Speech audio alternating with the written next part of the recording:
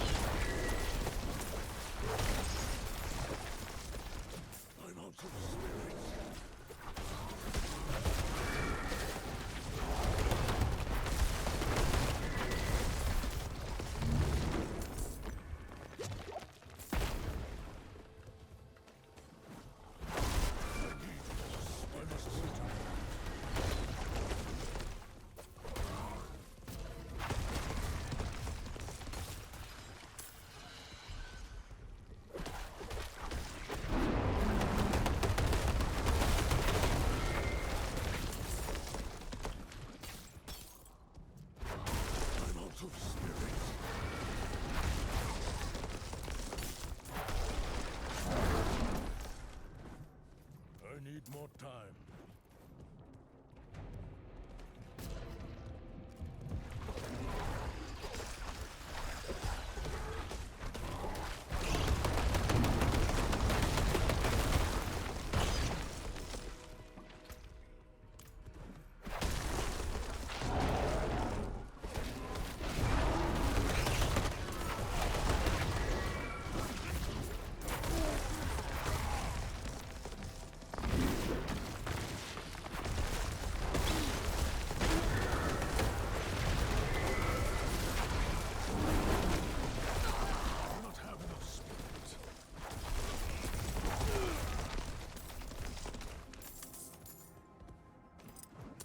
I'm not ready.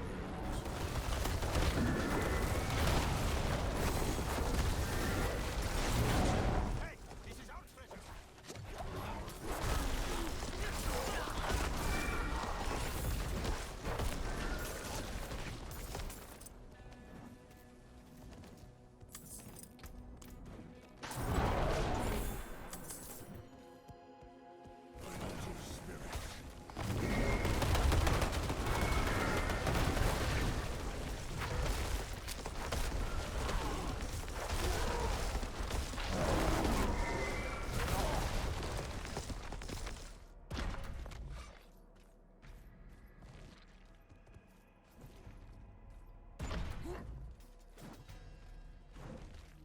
I need more time.